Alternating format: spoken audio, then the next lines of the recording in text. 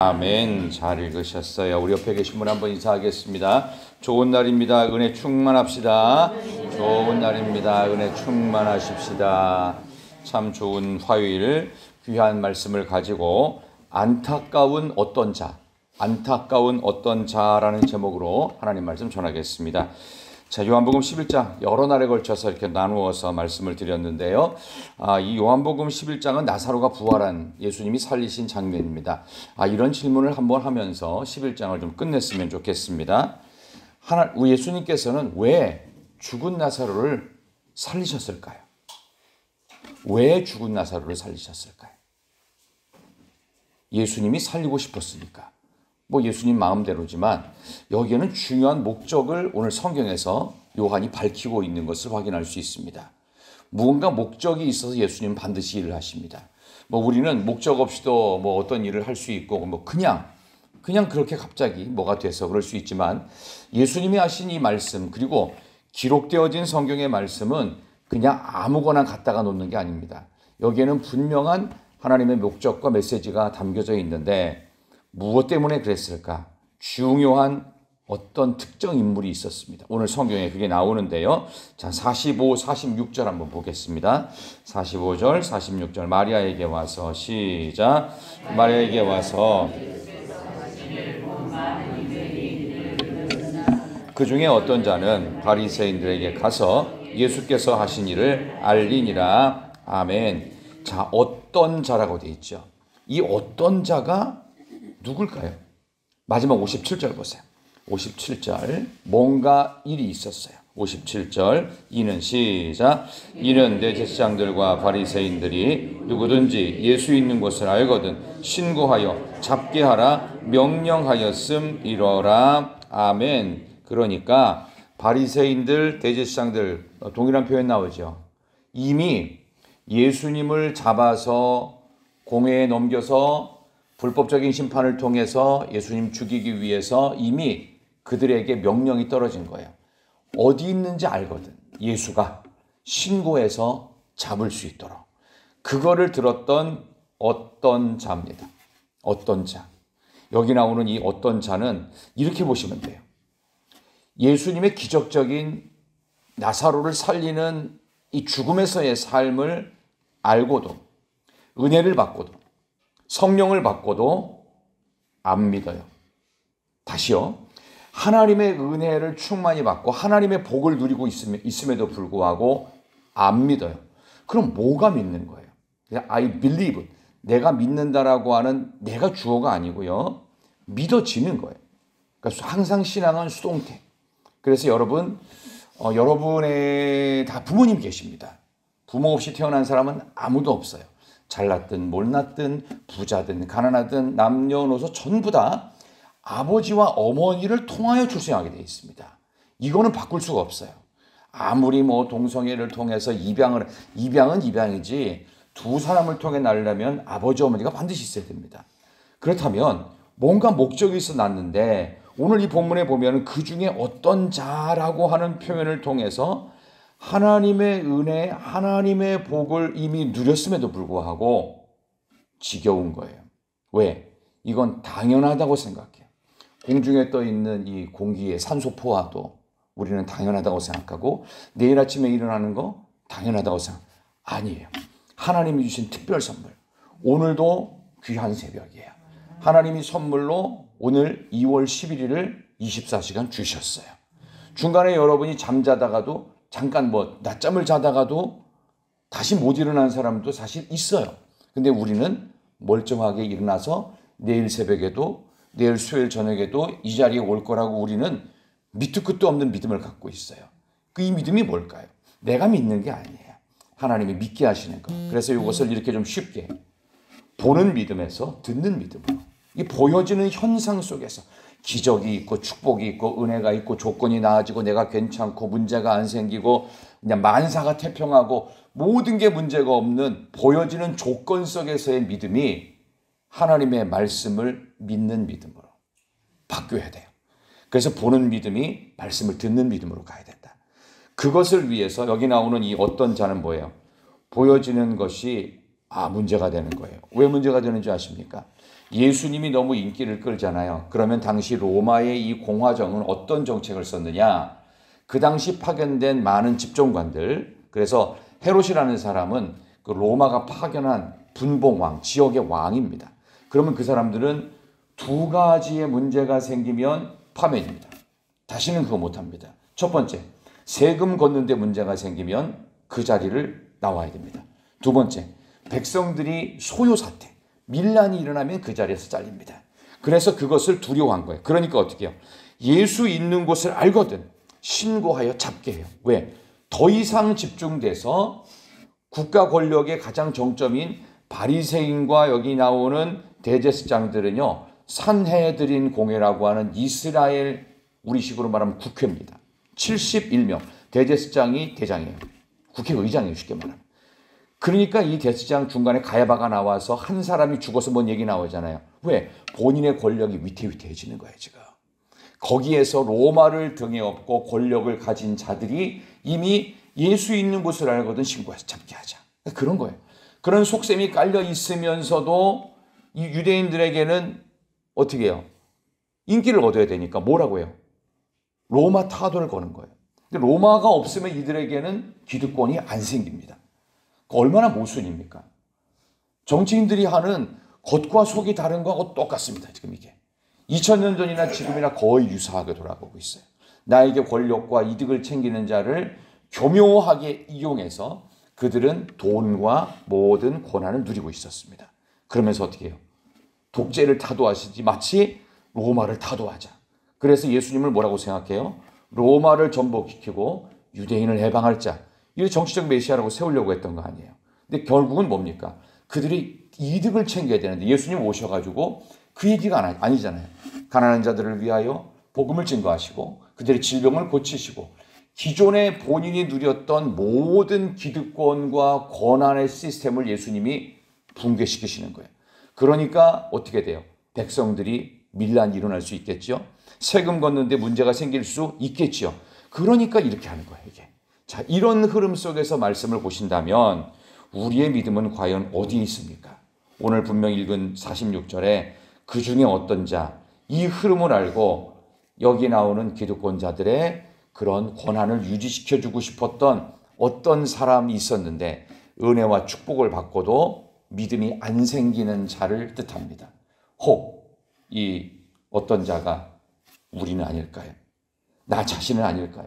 나에게 문제가 생기면 믿음 떨어지고 서운하면 교회 안 나온다고 하고 여기만 교회냐 하면서 딴 데로 옮기려고 하는 바로 그 어떤 자가 우리는 아닐까요? 안타까운 어떤 자를 위해서 주님은 나사로를 살리셔야만 했습니다. 이 살린 나사로를 통해서 주님은 진정한 하나님의 나라를 오늘 만들어 가시는 그 내용으로 나오고 있습니다. 보는 믿음에서 하나님 말씀을 듣는 믿음으로 조건 바뀌면서 믿음이 견고해지는 가짜 믿음 말고 그런 것과 상관없이 변함이 없는 하나님의 말씀을 믿는 그 믿음을 통해서 진짜 믿음, 견고한 믿음 바로 여러분 되시기를 진심으로 축원합니다. 그다음에 또 하나가 있다면 실질적으로 대제사장 가야바가 딱 드디어 등장을 해서 이걸 뭐라고 하냐면은 헛소리 같은 명언을 합니다. 오늘 말씀 보시면 50절 보세요. 이건 정말 명언인데 이건 악한 말인데 명언이 됐어요. 자, 50절 한 사람이 시작.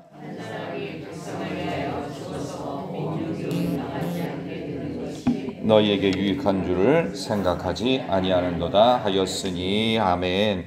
한 사람인 예수를 죽이려고 했던 거예요. 예수님 죽이려고. 그래서 온 민족이 망하지 않게 되는 것이 너희에게 온 민족이 망하는 게 아니라 누가 망하는 거예요?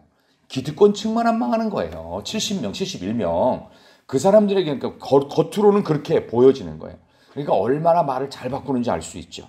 결국은 그걸 통해서 로마를 등에 업고 있으면서 불구하고 로마를 타도하자. 이런 이중 플레이를 하고 있는 이들의 모습을 보게 되지요. 근데 대제사장 가야바가 헛소리 같은 명언을 합니다. 근데 성경은 잘 설명하고 있죠. 이게 백성들을 위해서 그런 게 아니다. 50절, 51절 보세요. 51절, 52절 설명을 합니다. 이 말은 시작. 이 말은 스스로 함이 아니요 그의 대제사장이므로 예수께서 그 민족을 위하시고 또 그 민족만 위할 뿐 아니라 흩어진 하나님의 자녀를 모아 하나가 되게 하기 위하여 죽으실 것을 미리 말함이로라. 아멘. 두 번째 메시지가 있다면 보여지는 겉으로 드러난 조건 바꾸는 믿음에서 진짜 믿음인 말씀을 믿는 믿음으로 우리가 바뀌어야 된다. 두 번째는요, 세상의 거대한 악의 물결이에요. 그죠? 이게 대제사장과 71명이요. 기득권을 누리는 그 당시에 독재였던 바리새인들, 사두개인들, 여당, 야당이라고 그랬죠. 이런 사람들을 중심으로 한 거대 악이 있었어요. 예수님을 죽이고 결국 백성들을 자기 발밑에 깔아먹이면서 돈을 많이 뜯어내고, 그렇죠? 그리고 소요만 안 일어나도록 독재 타도가 아니라 로마 타도, 이걸 부르짖고 있는 이중적인 모습을 보이고 있는 그들의 기득권과 이득을 유지하려고 하는 이 거대 악을 통해서도 하나님의 뜻은 이루어지고 있습니다. 결국 뭐죠? 예수님은 나중에 잡히십니다. 그러니까 거대 악이 이기는 것 같지만 결국 십자가를 지심으로 예수님은 영원한 승리, 온 인류를 구원받게 하시는 위대한 역사, 악함을 통해 하나님의 뜻이 거꾸로 이루어지는 하나님의 위대한 반전의 역사가 오늘 11장 마지막 주시는 메시지인 줄 믿습니다. 자, 오늘 53절 보면 구체적으로 이제 예수님을 죽이겠다는 모의가 나옵니다. 53절 시작. 이날부터는 그들이 예수를 죽이려고 모의하니라. 아멘. 사내들인 공회의 의장이었던 대제사장이 드디어 말을 했죠. 한 사람 죽어서 모든 온 민족 망하지 않게 되는 것 너희에게 유익하다. 가로 열고 우리가 살 길이야. 로마로부터 버림받으면 우리의 고난, 우리의 이득 싹 사라지는 거야. 우리 자신을 위해서라도 여기에 반기들지 말고 정신 차리고 똑바로 하자. 그래서 53절 이날부터는 그들이 예수를 죽이려고 공식 모의를 합니다. 어떻게든 죽여야 되는 거예요. 어떤 방법이든. 그러니까 불법이든 하여간 예수님을 죽이기 위해서는 뭔 짓이라도 하는 거예요. 이게 누가 했다고요? 사내들인 공회원들이 공식으로 회의한 거예요. 그러니까 얼마나 무서운지 알 수 있죠. 그러나 이러한 거대한 악의 흐름 속에서도 하나님의 계획은 이루어지고 있었습니다. 실제로 사도 바울이 예루살렘으로 가면은 사도행전 20장 이후에 보면 체포가 될 거라는 것을 다 알고 있어요. 그럼에도 불구하고 사도 바울이 어떻게 해요? 가지요. 암살대가 40명이 있었는데 사도 바울을 죽이려고 먹지도 않고 잠도 안 자는 그런 악한 놈들을 미리 준비시키고 있었어요. 그것도 누가 했겠어요? 당연히 여기 나오는 71명의 사내들인 공회를 중심으로 권한과 이득이 집중되어 있던 독재 권력들이 그걸 가지고 있던 거예요. 자, 그러니까 어떻게 되겠습니까? 하나님께서 오히려 로마를 통해서 사도 바울을 감옥에 쳐넣어요. 그러니까 어떻게 감옥에서 살아납니다. 이 감옥은 제가 주일 설교도 말씀을 드렸지만 워낙 강력해서 아무나 못 들어갑니다. 그리고 감옥에 들어가면 거의 못 살아나와요. 거의 죽든지 불구가 돼서 병신으로 살아야 돼요. 이런 철저한 감옥에서 하나님의 뜻이 이루어지고 로마를 가길 원했잖아요. 근데 로마까지 가려면 비용이 상당히 많이 들어갑니다. 그 중간에 어떤 일이 있을지 몰라요. 근데 어떻게 되죠? 로마 군인들에 의해서 로마 국비로 멀리 로마까지 입성하게 되는 위대한 반전의 역사. 세상에 거대한 악들이 있을지라도 하나님의 계획은 무산되지 않고 지금도 이루어지고 있는 줄로 믿습니다. 악한 모든 계략이 하나님의 뜻을 이루는 도구가 된다는 사실을 우리는 오늘 말씀을 통해 확인하면서 과연 왜 예수님은 나사로를 살리셔야만 했을까? 우리의 조건 바꾸는 보여지는 믿음을 통해서가 아니고 우리가 하나님의 말씀을 믿는 믿음으로 진정한 믿음을 갖기 위해서, 그래서 보는 고로 믿느냐 보지 않고 믿는 자가 복되도다.